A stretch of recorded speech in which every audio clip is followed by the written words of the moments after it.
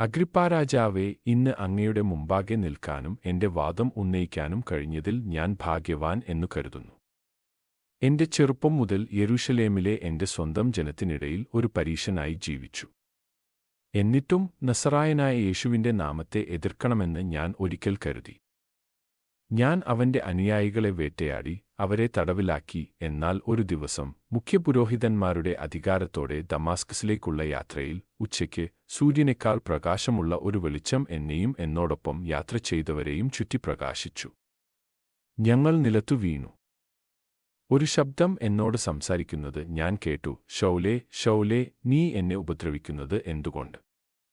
കർത്താവേ, നീ ആരാണ്? ഞാൻ ചോദിച്ചു. നീ പീഡിപ്പിക്കുന്ന യേശു ഞാൻ ആകുന്നു. ഇപ്പോൾ എഴുന്നേറ്റു നിൽക്കുക.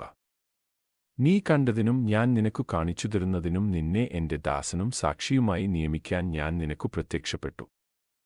ഞാൻ നിന്നെ രക്ഷിക്കും, നിന്റെ ജനത്തിൽ നിന്നും ജാതികളിൽ നിന്നും. അവരുടെ കണ്ണുകൾ തുറക്കാനും അവരെ ഇരുട്ടിൽ നിന്ന് വെളിച്ചത്തിലേക്കും സാത്താന്റെ ശക്തിയിൽ നിന്ന് ദൈവത്തിലേക്കും തിരിയാൻ ഞാൻ നിന്നെ അവരുടെ അടുക്കലേക്ക് അയക്കുന്നു. അങ്ങനെ അവർക്ക് പാപമോചനവും എന്നിലുള്ള വിശ്വാസത്താൽ വിശുദ്ധീകരിക്കപ്പെട്ടവരുടെ ഇടയിൽ ഒരു സ്ഥാനവും ലഭിക്കും.